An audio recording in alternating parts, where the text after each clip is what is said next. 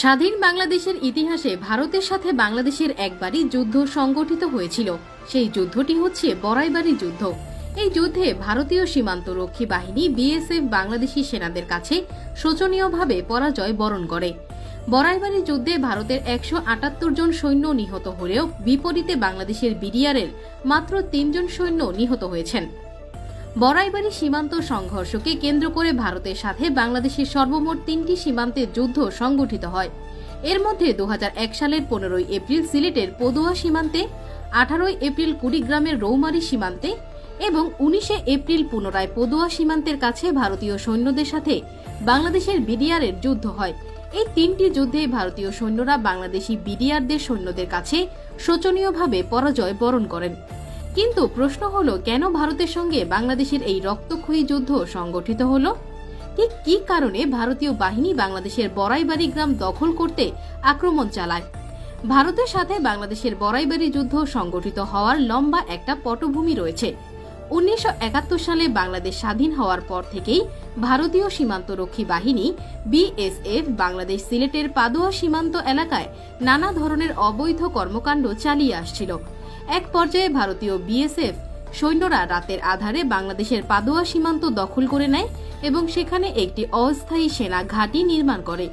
বাংলাদেশের মাটিতে ভারতীয় সেনা ঘাঁটি স্থাপনের খবরটি গ্রামবাসীরা বিডিআরের কাছে পৌঁছে দিলে বিডিআরের সৈন্যরা ভারতের বিরুদ্ধে তেলে বেগুনে জ্বলে ওঠে। বাংলাদেশের বিডিআর সৈন্যরা যে কোনো মূল্যে বাংলাদেশের পাদুয়া সীমান্ত এলাকা ভারতের দখলমুক্ত করতে দৃঢ় সংকল্প করেন। বাংলাদেশের সার্বভৌম এলাকার ওপরে ভারতীয় বিএসএফ এর এইরকম আচরণের প্রেক্ষিতে বিডিআর জওয়ানরা ভারতের ওপর ক্ষুব্ধ হয়ে ওঠে। বিডিআর সৈন্যরা পাদুয়া গ্রামটি ভারতের দখলমুক্ত করতে বিএসএফ এর ঘাঁটিতে অভিযান পরিচালনার সিদ্ধান্ত গ্রহণ করে। এপ্রিলের 15 তারিখ গভীর রাতে বিডিআরের তৎকালীন মহাপরিচালক মেজর জেনারেল ফজলুর রহমানের নির্দেশে 400 জন বিডিআর সৈন্য পদুয়ার অভিযানে অংশগ্রহণ করে এবং বিডিআরের সৈন্যরা পাদুয়ার ভারতীয় বিএসএফ ক্যাম্প ঘেরাও করে ফেলে। সে সময় পাদুয়া ক্যাম্পে ভারতীয় বিএসএফ এর প্রায় 70 জনের মতো সৈন্য ছিল, কিন্তু বাংলাদেশের বিডিআর সৈন্যদের মাত্র 6টা গুলি ফায়ার করার পরপরই বিএসএফ এর 70 জন সৈন্য বিডিআরের কাছে নিঃশর্ত আত্মসমর্পণ করেন এবং বিডিআর পদুয়া ক্যাম্পের পূর্ণ নিয়ন্ত্রণ নিয়ে নেয়। পাদুয়া যুদ্ধে বাংলাদেশের বিডিআরের কাছে পরাজিত হওয়ার পর বিডিআরের ওপর প্রতিশোধ নিতে মরিয়া হয়ে ওঠে বিএসএফ। এই ঘটনার 2 দিন পর পাদুয়া থেকে 800 কিলোমিটার দূরে বাংলাদেশের বড়াইবাড়ি সীমান্ত দিয়ে ঢুকে বিডিআরের ঘাঁটিতে ভারী অস্ত্রসহ হামলা চালায় বিএসএফ। এজন্য তারা আসামের গুয়াহাটি থেকে কয়েকশো বিএসএফ আর বিভিন্ন অস্ত্রশস্ত্র আনা হয় বাংলাদেশের বড়াইবাড়িতে আক্রমণ করার জন্য। 18 এপ্রিল ভোররাত 3টায় বড়াইবাড়ি গ্রামের সাইফুল ইসলাম নামের একজন কৃষক ধান খেতে সেচ দিতে গিয়ে দেখতে পান শত শত ভারতীয় বিএসএফ সৈন্য সাজোয়া গান, মেশিন গান আরও বিভিন্ন অস্ত্রশস্ত্র ও বিপুল পরিমাণ সৈন্য নিয়ে কাঁটাতারের বেড়া পেরিয়ে বাংলাদেশের অভ্যন্তরে ঢুকে পড়েছে। এসব ভারতীয় সেনা দলের প্রধান উদ্দেশ্য ভোরের আলো ফোটার আগেই বিডিআরের বড়াইবাড়ি ক্যাম্প দখল করে নেওয়া। তখন ভারতীয় বিএসএফ এর একজন সদস্য সাইফুল ইসলামের কাছে হিন্দি ভাষায় জানতে চান বিডিআর ক্যাম্প কোথায়। হিন্দি ভাষায় কথা বলার কারণে সাইফুল ইসলাম সহজেই বুঝতে পারেন এরা ভারতের বিএসএফ এর সদস্য। তখন সাইফুল ইসলাম বুদ্ধি করে বিএসএফ কে বিভ্রান্ত করার উদ্দেশ্যে বিডিআর ক্যাম্পের মতো একটি পরিত্যক্ত বাড়ি দেখান, আর বিএসএফ সেটাকে ক্যাম্প ভেবে এগোতে থাকে। এই সুযোগে সাইফুল ইসলাম বড়াইবাড়ি ক্যাম্পের বিডিআর সদস্যদের এই ঘটনা জানান। তখন বিডিআর সদস্যরা স্থানীয় গ্রামবাসীদের নিরাপদ স্থানে নিয়ে যান এবং ভারতীয় বিএসএফ সৈন্যদের মোকাবেলা করার জন্য প্রস্তুতি নিতে শুরু করেন। সাইফুল ইসলাম যখন বিডিআর ক্যাম্পে যান তখন সেই ক্যাম্পে মাত্র 8 জন বিডিআর সদস্য ছিল। অপরদিকে বাংলাদেশের ভেতরে ঢুকে পড়া ভারতীয় সেনাবাহিনী ও বিএসএফ এর সম্মিলিত সেনা সংখ্যা ছিল প্রায় 500 জনেরও বেশি। ভারতীয় সেনাদের তুলনায় বাংলাদেশের বিডিআর সৈন্য সংখ্যা অতি নগণ্য হলেও কিন্তু বিডিআরের প্রতিটি সৈন্যর মনে ছিল অসীম সাহস, আর সেই সঙ্গে দেশের প্রতিটি ইঞ্চি মাটি রক্ষা করার দৃঢ় সংকল্প। এদিকে বিএসএফ সদস্যরা সাইফুল ইসলামের দেখানো পরিত্যক্ত বাড়িটিকে বিডিআরের ক্যাম্প মনে করে বাড়ির মধ্যে এলোপাতাড়ি ফায়ারিং শুরু করে, কিন্তু পরক্ষণেই বিএসএফ সদস্যরা বাড়িটির ভেতরে গিয়ে দেখেন সেখানে কোনো বিডিআর সদস্য নেই। ভারতীয় বিএসএফ সৈন্যরা ভেবেছিল তাদের ভয়ে বাংলাদেশের বিডিআর সৈন্যরা পালিয়ে গেছে, কিন্তু এর কিছুক্ষণ পরেই ভারতীয় বিএসএফ এর সেই ভুল ভাঙতে শুরু করে। তারা বুঝতেই পারেনি বাংলার দামাল ছেলেরা কখনো পালিয়ে যাবার পাত্র নয়। বিডিআর সৈন্যদের চারদিক থেকে এলোপাতাড়ি গুলি শুরু করলে দিশেহারা হয়ে পড়ে ভারতীয় বিএসএফ সদস্যরা। বিডিআর সদস্যরা ভারতের বিশাল সৈন্যবহরের সামনে সরাসরি যুদ্ধ না গিয়ে গেরিলা যুদ্ধের কৌশল অবলম্বন করে, কারণ বিডিআর জওয়ানরা ভালো করেই জানত তাদের পক্ষে মাত্র 8 জন সৈন্য নিয়ে ভারতের 500 জন সৈন্যর বিপক্ষে লড়াই করা মোটেও সহজ কাজ নয়। এজন্য বিডিআরের এই 8 জন সৈনিক আগে থেকে গ্রামের ভিন্ন ভিন্ন অবস্থানে ফাঁদ পেতে থাকে এবং ভারতীয় সেনারা বরাবরই ক্যাম্পের দিকে অগ্রসর হওয়ার সাথে সাথেই বিডিআর সদস্যরা মেশিনগান দিয়ে গুলি ছুড়তে শুরু করে। আর এই একটি মেশিনগান দিয়ে 1 মিনিটে 700 গুলি ছোড়া সম্ভব। বিডিআর সদস্যরা এসব মেশিনগান দিয়ে ভিন্ন ভিন্ন লোকেশন থেকে বৃষ্টির মতো গুলি ছুড়তে শুরু করে।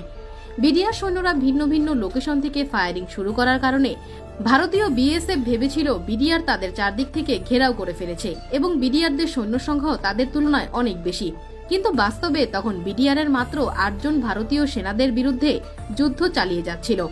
বিডিআর এত স্বল্প সংখ্যক সৈন্য নিয়ে যুদ্ধ চালিয়ে যাচ্ছে সেটি ঘুণাক্ষরেও টের পায়নি ভারতীয় সৈন্যরা।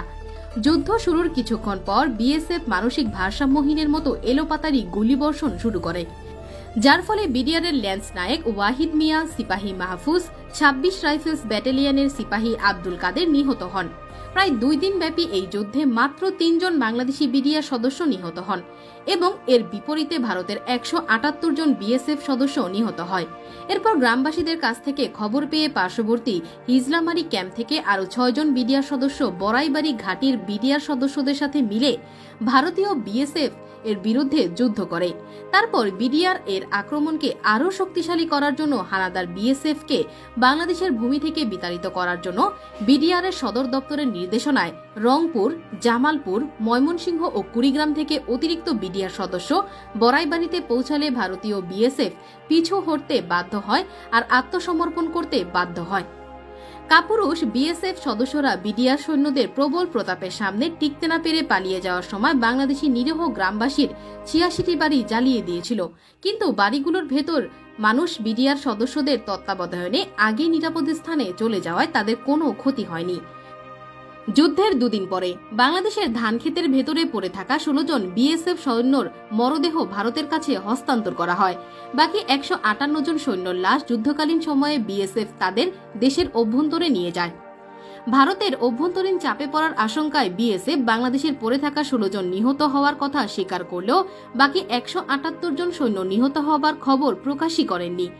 প্রত্যক্ষদর্শীরা জানায় বিএসএফ তাদের অনেক সৈন্যর লাশ ভারতের ভেতরে টেনে নিয়ে যায়। পরবর্তীতে বাংলাদেশ সরকার বড়াইবাড়ি যুদ্ধের স্মৃতিকে স্মরণীয় করে রাখার জন্য সেই পরিত্যক্ত বাড়িটির ওপর বিএসএফ এর গুলির চিহ্ন সংরক্ষণ করে। স্ক্রিনে দেখানো বাড়িটির ওপর আপনি গোলাকৃতির যেই চিহ্নগুলো দেখছেন, এটাই হচ্ছে পরিত্যক্ত বাড়িটির ওপর বিএসএফ এর গুলির চিহ্ন। এমনকি বাংলাদেশ সরকার নিহত 3 জন বিডিআর এর সৈন্যদের সম্মানে একটি স্মৃতিসৌধও নির্মাণ করেন। কুড়িগ্রামের বড়াইবাড়ির মানুষ আজও নিহত এসব বিডিআর সৈন্যকে শ্রদ্ধা ভরে স্মরণ করে। সরকারি হিসাবে যুদ্ধের কারণে সে সময় প্রায় 2 কোটি টাকার সম্পদ ক্ষতিগ্রস্ত হয়। পরবর্তীতে দিল্লি এবং ঢাকার মধ্যস্থতায় বিষয়টি মীমাংসিত হয় এবং যুদ্ধ সমাপ্তি লাভ করে। রৌমারীর ঘটনার পর মেজর জেনারেল ফজলুর রহমানকে বিডিআর এর প্রধানের পদ থেকে সরিয়ে সেনাবাহিনীতে ফেরত আনা হয়, কিন্তু 2001 সালে বিএনপি সরকার ক্ষমতায় আসার পর মেজর জেনারেল ফজলুর রহমানকে সেনাবাহিনী থেকে বাধ্যতামূলক অবসর দেওয়া হয়। দেশপ্রেমিক এই সেনাকে অবসরে পাঠানোর পেছনে ভারতের হাত ছিল বলেও ধারণা করা হয়। তো বন্ধুরা, আপনার কি মনে হয়, জেনারেল ফজলুর রহমান ইন্ডিয়ার মদদেই জোর করে অবসরে পাঠানো হয়েছিল? আপনার মূল্যবান মতামত জানান আমাদের কমেন্ট বক্সে। দেখা হবে পরবর্তী কোনো ভিডিওতে। সেই পর্যন্ত ভালো থাকুন, সুস্থ থাকুন। আল্লাহ হাফেজ।